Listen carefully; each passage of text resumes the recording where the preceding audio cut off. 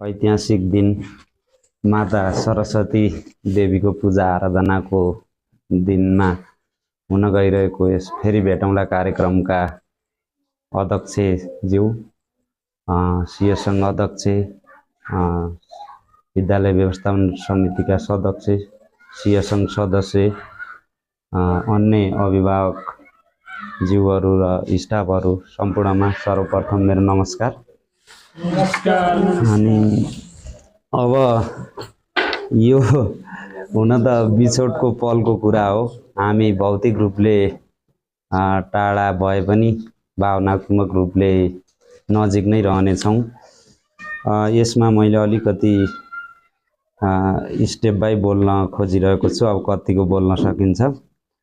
सुरुमा म शिक्षक परिवारभित्र, विद्यालय परिवारभित्रै आएँ। म यहाँ 2080 सालमा ताप्लेजुङ जिल्लालाई रोजेर तपाईको शिक्षक सेवा आयोग 2080 को विज्ञापनमा खुल्लाको 2 नम्बरमा नाम निकालेर पाथिभरा याङबरकलाई रोजेर कुम्भगढमा आएँ। त्यसमा हाम्रो हेड सरको पनि अतुलनीय योगदान रह्यो मलाई यहाँ ल्याउनमा। र यहाँ आएर पनि अब 17-18 महिना भन्दा नि 1 वर्ष, लगभग 9 महिना जति, 2 वर्षै भनौँ, यो बसाइ विद्यालयमा राम्रै बित्यो। यो कुरालाई राम्रो भनेर म कुनै शब्दले तौल्न पनि सक्दैन।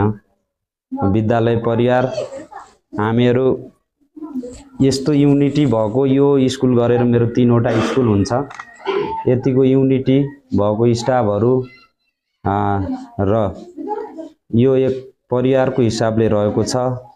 मलाई आशा छ अझै पनि यसै गरी अगाडि बढोस्। अनि आज सरस्वतीको पूजाको दिन यो स्कुलको अझै उन्नति र प्रगति होस्। त्यसपछि विवेश सिंह सङ्घ अध्यक्ष सदस्यहरूले पनि राम्रो स्वागत गर्नुभयो। यो ठाउँमा बसुन्जेलसम्म, विद्यालयमा रहन्जेलसम्म राम्रो वातावरण जुराइदिनु भयो। यसका लागि पनि उहाँहरूलाई हार्दिक कृतज्ञता व्यक्त गर्न चाहन्छु। त्यसपछि अभिभावकहरू हुनुहुन्छ। अभिभावकहरू मेरो लागि सबैभन्दा राम्रो नै हुनुहुन्छ तपाईहरू। तर विद्यालयको निमित्त अहिले भन्दा तितो पनि लाग्न सक्छ, सत्य सधैँ तितो नै हुन्छ। विद्यालयको निमित्त अलि अभिभावकहरूको चासो र विद्यालयप्रतिको सम्बन्ध अलि नमिठो छ। उपस्थिति बनाउनै पनि नसकिने, अरू काम त गर्न त्यो परको कुरा रह्यो। यसलाई चाहिँ विद्यालय भनेको समुदायले विद्यालयको रेखदेख, सञ्चालन र नियन्त्रण गर्नै पर्छ। आजसम्म यतिका दिन बस्दासम्म एकजना अभिभावक पनि आएर कस्तो पढाइस्, यस्तो किन पढाइस्, किन पढाइनस् भन्नेसम्म पनि भेटिँदैन। यो विडम्बनाको कुरा हो। यसले गर्दा पछिका बालबालिकाहरूको भविष्यका लागि अहिले सोच्नुपर्ने कुरा हो र विद्यालयसँग सम्बन्ध अभिभावकहरूले बढाउनु होला। त्यसपछि छ अब गाउँटोल र समुदायको कुरा। गाउँटोल म यहाँ आउँदै गर्दा केही दिन हाम्रो यो रिनुकोमा बसेँ। म उहाँलाई पनि धेरै धन्यवाद दिन चाहन्छु। उहाँले 2-3 दिनसम्म राम्ररी राख्नुभयो। त्यसपछि दिलकुमार दाइकोमा बसेँ, 2 महिना 11 दिन जति बसेँ म। अनि त्यहाँको बसाइ पनि राम्रो भयो। र त्यसपछि म थुम्बे आएँ, हाम्रो कुमार तिवारी दाजुको घरमा। उहाँसँग हाम्रो एउटा दाजु दिदीको नाता जस्तै रह्यो र त्यहाँको अहिलेसम्मको बसाइ एकदमै राम्रो रह्यो। घर जस्तै भएर बस्यौँ हामीहरू। र अन्य वरिपरिको छरछिमेक, गाउँटोल, थुम्बे निवासी सम्पूर्णलाई उहाँहरूको एकहोरो ऋणी भएको छु। उहाँहरूले धेरै सहयोग गर्नुभएको छ। त्यहाँ बसुन्जेलसम्म धेरै थोकको सहयोग गर्नुभएको छ। धेरै अभाव थियो हामीहरूलाई। त्यो अभावहरूलाई सम्हाल्न हैन, हामीहरूलाई निकै कष्टकर थियो। आजसम्म बस्दासम्म उहाँहरूले गर्नुभएको सहयोगप्रति पनि म विशेष धन्यवाद दिन चाहन्छु। उहाँहरूको एकहोरो ऋणी रहनेछु। उहाँहरूको समुदायको र समयले कुनै ठाउँमा, कुनै मोडमा त्यस्तो ऋण तिर्ने मौका दिएछ भने अवश्य पनि तिर्नेछु। यसपछि अब धेरै कुरा नभनिकन म अब सरस्वती रूपमा केही कुराहरू मैले यहाँ शब्दहरू मात्रै टिपोट गरेको छु, त्यही अनुसार बुझिदिन हुन म हार्दिक अनुरोध गर्दछु यहाँहरूलाई। 2 वर्ष अघि अपरिचित थिए यी अनुहारहरू आज आफ्नै सन्तान जस्तै लाग्छन्। यी नाता र सम्बन्धहरू श्री कुम्भकर्ण विद्यालयको आँगनमा बितेका ती दिनहरू आज सम्झिँदा मन भरिन्छ, मन भिज्छ र ती क्षणहरू कलिला नानीका सपना उज्यालो खोज्दै अक्षर अक्षर रोपेका आशा बने जीवनका धरोहरहरू, आमा बुबाको विश्वास, माया र आशीर्वाद, त्यसैको बलमा सरे हरेक कठिन मोडहरू, सहकर्मी गुरुहरूको साथ, हाँसो र सङ्घर्ष स्कुलको आँगनमै बने मेरा आत्मीय रहरहरू। आज बिदाईको घडी आयो, मन भारी छ धेरै, तर सम्झनामा बाँच्छन् यहाँका हरेक अनुहारहरू। श्री कुम्भकर्ण आधारभूत विद्यालय मेरो कर्मभूमि, टाढा भए पनि मनमा रहिरहनु मेरा यी सन्देशहरू। विद्यार्थीका उज्यालो भविष्य र भोलिको मेरो प्रार्थना सधैँ रहनेछ, फुलिरहोस् शिक्षा, सफल बनुन् सधैँ जीवन पथहरू।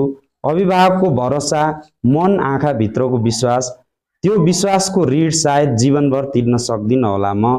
सहकर्मी गुरुहरू मेरो शक्ति, मेरो सहारा, सुख दुःखका हरेक पल बनेर उभिनुभयो छाया झैँ साथमा। आज बिदाईको घडी आयो, शब्दहरू कमजोर भए, धेरै बोल्न मन छ तर मन भारी भएकोले धेरै बोल्न सकिएको छैन। म माथि भरोसासँगै आदरणीय अभिभावकज्यूहरू, काँधमा काँध मिलाएर हिँड्ने सहकर्मी गुरुआमाहरू र मेरो मनमा सधैँ बसिरहने प्यारा प्यारा विद्यार्थीहरूलाई यदि जीवनले फेरि मौका दियो भने हामी फेरि यसै गरी भेट्नेछौँ, बोल्नेछौँ, बस्नेछौँ, रमाउनेछौँ। यो हाम्रो अन्त्य होइन, एउटा नयाँ जीवनको अध्याय हो। हामी कुनै पनि मोडमा भेट्नेछौँ।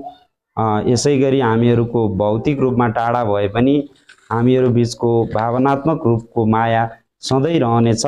यो कुम्भकर्ण आधारभूत विद्यालयलाई यो सास रहन्जेलसम्म सम्झिरहनेछु। के मानेमा सम्झिनेछु भन्दा यहाँको हामीहरूको एक परिवार अविस्मरणीय रह्यो। त्यसैमा पनि स्थायी जागिर हुँदाको पहिलो विद्यालय पनि हो, सरकारी जागिर हुँदाको। मान्छे जागिर नपाएर विदेशतिर वैदेशिक यात्रामा जानुपर्छ भने नेपालमै जागिर भएर यो स्कुल आउनुको पाइला टेकेको पहिलो विद्यालय हो। सधैँभरि सम्झिनेछु र मेरो तर्फबाट म यहाँबाट बाहिर भए पनि यो विद्यालयमा गर्न सक्ने सहयोगको लागि म कुनै पनि पल पछि हट्ने छैन भन्दै म मेरा अब यतिका दिनसम्म स्टाफ साथीहरू, विद्यार्थीहरू कहिलेकाहीँ अलि बढी बोल्ने बानी छ। यसले गर्दा कहिले तितो बोलियो होला, कहिले मिठो बोलियो होला। तितो बोलेको कुराहरूलाई चाहिँ मनमा नराखिदिनु होला। तपाईँहरूले नै मनमा राख्नु हो भने अरूले के गर्छन् होला, यो कुरालाई चाहिँ बिर्सिनु होला। र विद्यार्थी भाइ बहिनीहरू यहाँ छैनन्, उहाँहरूलाई पनि उहाँहरूको उज्जवल भविष्यका निम्ति मैले गर्न सक्ने, मैले पढाउन सक्ने मेरो क्षमताले, बुद्धि र विवेकले भ्याए अनुसार पढाएको छु। होइन, पढाएकै थिएँ, तर अहिलेको शैक्षिक सत्र अलिकति 1-2 महिना लस हुने देखियो। यो कारणले गर्दा पनि मैले यिनीहरूलाई कहिले धेरै घाटा नहोस्, होइन, कोर्स नसकिने, पछि शिक्षकहरू नपाइने यावत समस्याहरूले यिनीहरूको पढाइ ओझेलमा नपरोस् भन्ने हिसाबले लगभग कोर्स सकाइदिएको छु। विद्यार्थीहरूलाई अलिकति गाइडेन्स गर्दा पनि यो सालको शैक्षिक सत्र त्यतिखेर नजाने देखिन्छ। र बाँकी अब केही यति समयसम्म बस्दा गल्ती कमजोरी भयो भने यसलाई माफी गर्नु होला, महान सोच राख्नु होला भन्दै मेरा 2 शब्द यहीँ अन्त्य भएको घोषणा गर्दछु। धन्यवाद।